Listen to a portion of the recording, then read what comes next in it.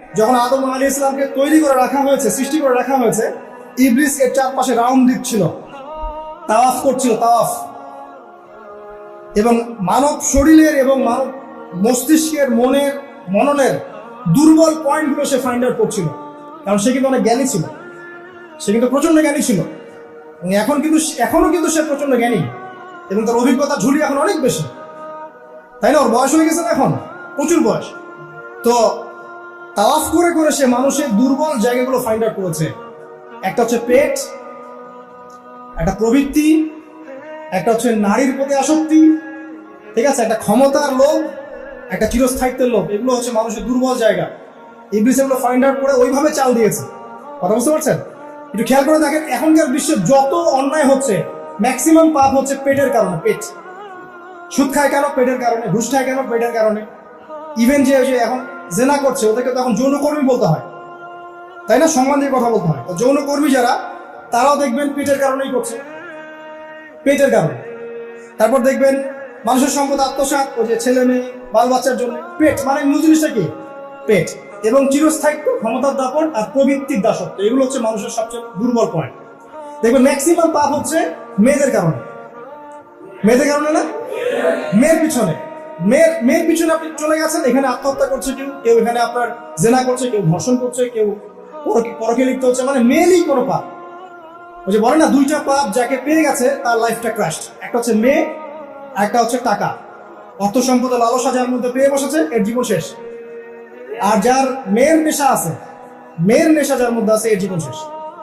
একে আপনি হেদায়েতের পথে আনতে পারবেন না, ইল্লা মাশাআল্লাহ, আল্লাহ পাক যদি না চান। আসেন, আর ইবলিস তাওয়াফ করছিল, এবং সে কিন্তু টোপ দিল, চিরস্থায়িত্বের টোপ দিল, এবং কিসের টোপ দিল? ফেরেশতা হয়ে যাবে, অমর হয়ে যাবে। এবার আমাদের পিতামাতা আদম এবং হাওয়া আলাইহিস সালাম, তারা কিন্তু ফল খেয়ে ফেললেন।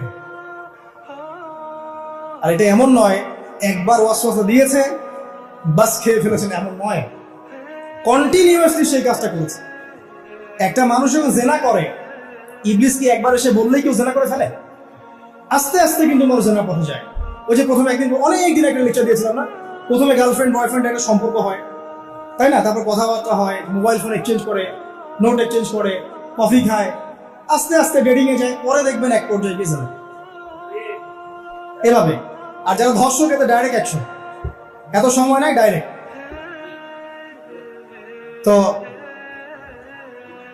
ইবলিস প্রতিটা পাপ মানুষকে ধাপে ধাপে করা। দেখবেন ইবলিস এখানেও কিন্তু আমাদের পিতামাতাকে ধাপে ধাপে ওইদিকে নিয়ে গিয়েছিল। এবার আসেন, আমাদের পিতামাতা ফল খেয়ে ফেলবে, এই জায়গাটা খুব ভালো করে বোঝেন। এই ফল খাওয়াটা আল্লাহর অবাধ্যতা না। আল্লাহ পাক বলেছিলেন না যে জালেম হয়ে যাবে, আল্লাহ পাকের অবাধ্য বলেন। অবাধ্যতার ফলাফলটা কি হলো এবার শোনেন। আমরা সবাই জানি অবাধ্যতার ফলাফল কি, আল্লাহ পাক জান্নাত থেকে নামিয়ে দিয়েছেন, তাই তো? এর আগে আরেকটা ফলাফল হয়েছে। এই ফলাফলের সাথে আমাদের বর্তমান সময়কার যে ইস্যুটা চলছে, পোশাক, নারী, সংস্কৃতি, হাবিজাবি, হ্যাঁ, বেহায়াপনা, বেলল্লাপনা, এই ইস্যুটা এখানে জড়িত। এটা আমারও বুঝতে এবং খুঁজে পেতে সময় লেগেছে। আমরা সবাই পড়েছি স্টুডেন্ট লাইফে, আদম এবং হাওয়া আলাইহিস সালাম আদেশ লঙ্ঘন করেছেন, সাথে সাথে আল্লাহ পাক জান্নাত থেকে কি করেছেন? নামিয়ে দিয়েছেন। ইবলিসকেও নামিয়ে দিয়েছেন, তারপরে হায়াত দিয়েছেন, এখানে পরীক্ষা করছেন, এই তো। এখানে আল্লাহ পাক দেখবেন আমাদের আমল কেমন, আমল ভালো হলে আবার জান্নাতে, খারাপ হলে আবার জাহান্নামে। কিন্তু এর আগেও একটা ঘটনা ঘটেছে। যে মুহূর্তে আমাদের পিতামাতা ফল খেয়েছেন, গাছের কাছে গিয়েছেন, আল্লাহ পাকের আদেশটা লঙ্ঘন করেছেন, সাথে সাথে তাদের গায়ের পোশাকটা খুলে পড়ে গেছে। আমি বুঝাতে পারি নাই? পুরো মহাবিশ্বের প্রথম লজ্জা, প্রথম অপমান, প্রথম শাস্তি, ঠিক আছে, আল্লাহর অবাধ্যতার প্রথম পরিণাম, লজ্জাহীন ভাবে গা থেকে কাপড় খসে পড়ে যাওয়া, ন্যাংটা হয়ে যাওয়া, ন্যাংটা। বাংলা ভাষায় বুঝতে পারছেন? প্রথম শাস্তি, প্রথম অবাধ্যতা, এবং প্রথম অবাধ্যতার পরিণতি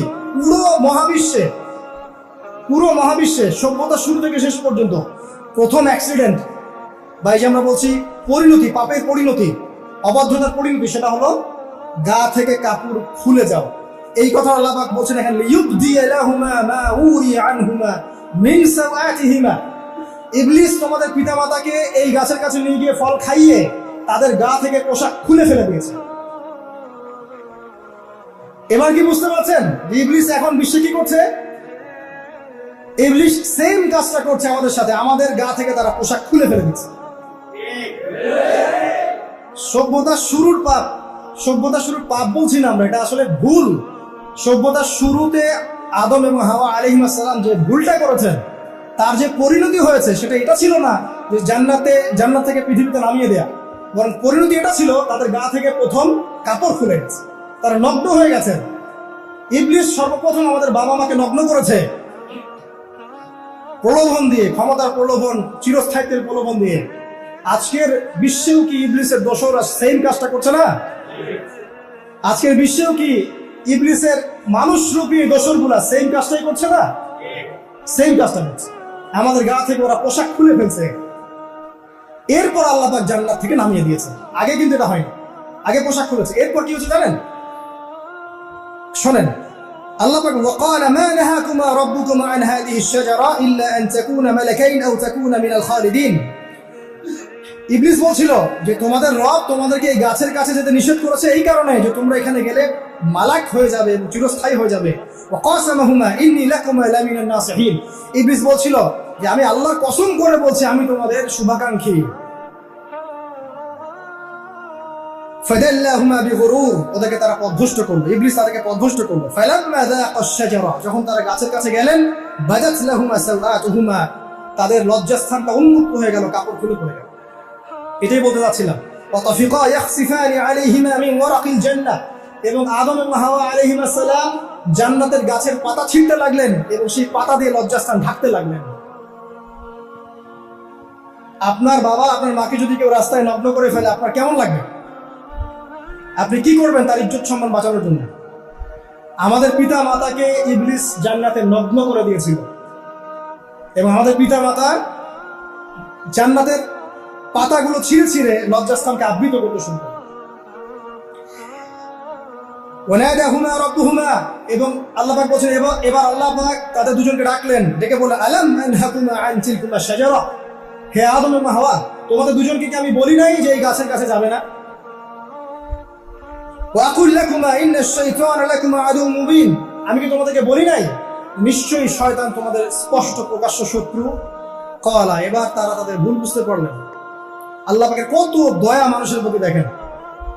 ইবলিস তো আল্লাহর অবাধ্য ছিল, আল্লাহ পাক তাকে বহিষ্কার করে কাফের বানিয়ে দিয়েছেন, চিরস্থায়ী লানত করেছেন। আমাদের পিতা মাতাও ভুল করেছেন, বাট আল্লাহ পাক তাদেরকে চিরস্থায়ী জাহান্নামী করেন নাই। আল্লাহ পাক তাদেরকে দয়া পরবশ হয়ে ক্ষমা করে দিয়েছে।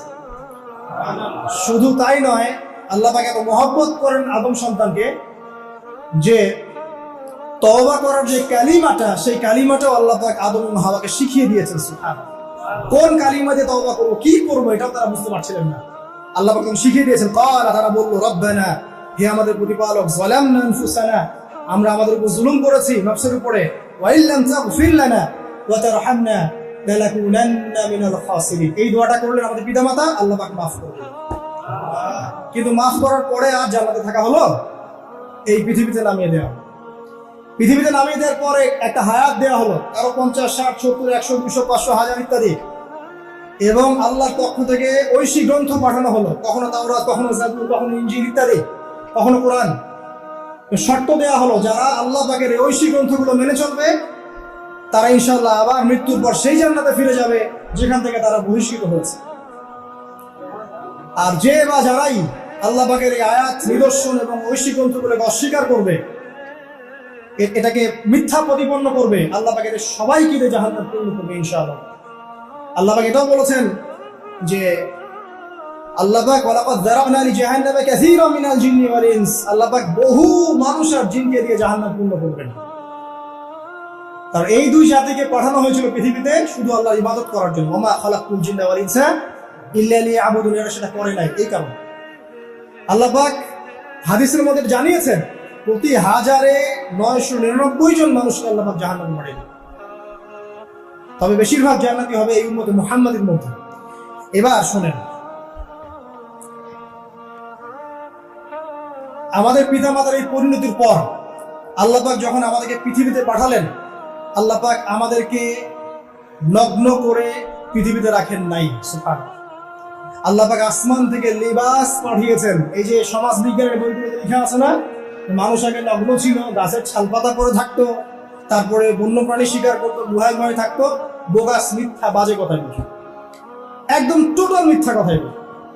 আল্লাহ রাব্বুল আলামিন সভ্যতা শুরু করেছেন নবী দ্বারা, সভ্যতা শেষও করবেন নবী দ্বারা। প্রত্যেক যুগে যুগে সভ্যতার ধারক এবং বাহক ছিলেন নবীগণ। আর আদম আলাইহিস সালাম পৃথিবীতে আসার পর নগ্ন হয়ে থাকেন নাই।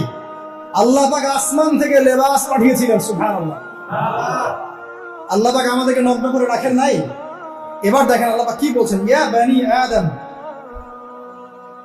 আচ্ছা আসেন, ইয়া বানি আদম, হে বনু আদম। কাদেরকে বলছেন? আমাদেরকে। قد أنزلنا عليكم لباسا يواري سوآتكم وريشا। হে বনু আদম, আমি তোমাদেরকে নগ্ন ছেড়ে দিচ্ছি না, আমি তোমাদের জন্য লেবাস আর পোশাক পাঠাচ্ছি, যেই পোশাক দিয়ে তোমরা তোমাদের লজ্জাস্থানকে আবৃত করবে এবং সৌন্দর্য বর্ধন করবে। এটা করছি না আমরা এখন? আচ্ছা, ওয়ালিবাসুত তাকওয়া যালিকা খায়র। আর তাকওয়ার লেবাস, তাকওয়ার পোশাকটা হচ্ছে সবচেয়ে উত্তম। যেমন দেখেন, আমাদের সতর কি এই নাভির উপর থেকে হাঁটুর নিচ পর্যন্ত না? তাই বলি কি আমরা সবাই এভাবেই ঘুরি? এটা সর্বনিম্ন একটা স্কেল, তাই না? এর উপর আপনি জুব্বা পরছেন, পাগড়ি পরছেন, টুপি পরছেন, বা আপনি হয়তো আরো ঢিলেঢালা কোনো পোশাক পরছেন। এই পোশাকটাকে বলা হচ্ছে তাকওয়ার পোশাক। ওয়ালিবাসুত তাকওয়া যালিকা খায়র, এটা আরো উত্তম। একজন মেয়ে, অনেক আলেম বলছেন যে চোখ, এই চোখটুকু ঢেকে বের করে দেখা যাবে, বলছে না? অনেকে বলেছেন কিনা? কিন্তু এটাও যদি কেউ সামনে জিলবাব দিয়ে ঢেকে রাখে, তাহলে কি উত্তম নয়? পর্দার ক্ষেত্রে উত্তম নয়? তো লিবাসুত তাকওয়া যালিকা খায়র, তাকওয়ার যে পোশাক সেটা আরো উত্তম বেশি। নরমালি তো পোশাক দিয়েছি, তাকওয়ার পোশাক সবচেয়ে উত্তম বেশি।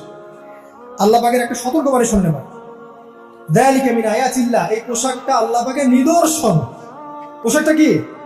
আল্লাহ পাকের নিদর্শন। লাআল্লাকুম ইয়াযাক্কারুন, যাতে করে তোমরা স্মরণ করতে পারো। কি স্মরণ করবো? ওই যে আমাদের পিতা মাতাকে নগ্ন করে দিয়েছে ইবলিস, এটা মনে রাখতে পারো তোমরা, এটা আল্লাহ পাকের নিদর্শন। ইয়া বানি আদম, হে বনু আদম, লা ইয়াফতিনান্নাকুমুশ শাইতান। এবার শোনো, আল্লাহ পাক আমাদেরকে বলছেন, হে বনু আদম, লা ইয়াফতিনান্নাকুমুশ শাইতান, শয়তান যেন আবার তোমাদেরকে ফিতনায় ফেলতে না পারে। পৃথিবীতে তোমরা থাকবে, শয়তানের বহু দোসর তোমাদের সামনে থাকবে, ডানে বামে, ডান থেকে আসবে, বাম থেকে আসবে, হ্যাঁ, সামন পিছন থেকে আসবে, মিডিয়ার মধ্যে থেকে তোমাদের ঘরে ঘরে ঢুকে যাবে শয়তানের দোসর। লা ইয়াফতিনান্নাকুমুশ শাইতান, শয়তানের দোসররা যেন তোমাদেরকে ফিতনায় ফেলতে না। কে বলছেন?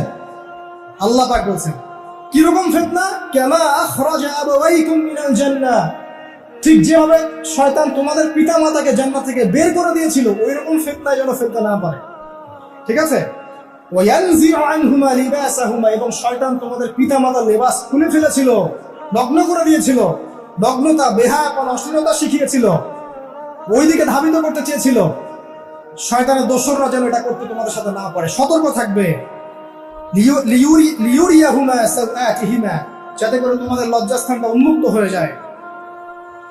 ইন্নাহু ইয়ারাকুম, নিশ্চয় শয়তান তোমাদের সবাইকে দেখতে পায়। হুয়া ওয়া কাবিলুহু, সে এবং তার পুরো কবিলার লোকজন। মিন হাইসু লা তারাউনাহুম, এমন জায়গা থেকে যে জায়গা তোমরা দেখতে পাও। আর শয়তান এবং তার অনুসারী যারা আছে, হোক মানুষ আর জিন, তারা তোমাদেরকে দেখতে পারে এমন জায়গা থেকে যা তোমরা দেখো না। আমরা যারা এই বিশ্বে আছি, আমরা সবাই এখন খেলার পুতুলের মতো খেলছি। যারা নিয়ন্ত্রণ করে বিশ্ব, এদেরকে কেউ দেখতে পারে না। এরা মানুষ শয়তান, কথা বুঝতে পারছেন? আর এমনি জিন শয়তান যারা আছে, এদেরকে তো আমরা দেখতে পারি না, অনেক দূর থেকে তারা আমাদেরকে দেখতে পায়। আল্লাহ পাক সতর্ক করছেন এটা। ইন্না জাআলনা আশ-শায়াতিনা আউলিয়া লিল্লাযিনা লা ইউমিনুন, শোনেন, নিশ্চয়ই যারা আমার প্রতি ঈমান আনে না বা আমার অবাধ্য হয়, আমার আদেশ মানে না, তাদের সাথে আমি শয়তানকে বন্ধু বানিয়ে দিয়েছি। এবার বুঝলেন কেন বললাম এরা মানুষ শয়তান? বিকজ এদেরকে আল্লাহ পাক শয়তানের বন্ধু বানিয়ে দিয়েছেন। শয়তানের বন্ধু অন্য সূরায় আছে, শয়তান, জিন শয়তান মানুষ শয়তানকে ওহী করে। জিন শয়তান মানুষ শয়তানের মাথায় এসব বুদ্ধি ঢালে। শয়তানি বুদ্ধিগুলো শয়তান মানুষের মাথায় ঢালে। মানে মানুষ মাথাটা আগে সে রিড করেছে কাকে কোন দিক দিয়ে রিসিভ করা যাবে। ঠিক আছে? আচ্ছা, এরপরে আরো আল্লাহ পাক বলছে, ওয়াইদা ফাআলু ফাহিশাতান, তারা যখন কোনো ফাহিশা কাজ করে, নোংরা বেহায়ার মতো কাজ করে, ক্বালু, তারা বলে, ওয়াজাদনা আলাইহি আবানা, এরকম করেই আমরা আমাদের পিতা মাতাদেরকে পেয়েছি। আর যুগ যুগ ধরে সংস্কৃতি চলে আসে, নগ্নতার সংস্কৃতি, বলে না? কথা বুঝতে পারছেন না? এই কথাই তারা বলে যেটা কোরআনে আছে। আল্লাহ পাক বলছেন ক্বালু ওয়াজাদনা আলাইহি আবানা, তারা বলে আমাদের পিতৃপুরুষদেরকে আমরা হাজার বছর থেকে দেখেছি এইভাবেই ড্রেস আপ করতে, এমনি ব্লাউজ ছাড়া শাড়ি পরতে দেখেছি আমরা, এমনি দেখেছি পেট বের করে চলতে, এমনি দেখেছি এই শর্ট শর্ট কামিজ পরে চলতে, নগ্ন হয়ে চলতে। এখন তো বিকিনি সংস্কৃতি আসে এবং এটা মুভমেন্ট চলছে, মানে মানুষের দেহ থেকে কাপড় খুলে ফেলার মুভমেন্ট, আন্দোলন শুরু হয়েছে, ঠিক আছে। এবং দোহাই হচ্ছে আমরা হাজার বছর থেকে এমনিই চলছে। এই যে আল্লাহ পাক বলছেন ইন্না ইন্না ওয়াজাদ ক্বালু ওয়াজাদনা আলাইহি আবানা, আমরা এর উপরে আমাদের পিতা মাতাদেরকে পেয়েছে। ওয়াল্লাহু আমারনা বিহা, এরা আরো বলে আল্লাহ আমাদেরকে এই আদেশ করেছেন। নাউযুবিল্লাহ। আল্লাহ বলছেন আল্লাহ পাকের আদেশ কি? কুল ইন্নাল্লাহা লা ইয়া'মুরু বিল ফাহশা, নিঃসন্দেহে আল্লাহ পাক কোনো ফাহেশা কাজের আদেশ করতেই পারেন না, পারেন? নিঃসন্দেহে আল্লাহ পাক কোনো ফাহেশা, বেরাল্লাপনা, বেহায়ার মতো কোনো আদেশ, বেহায়া কোনো কাজের আদেশ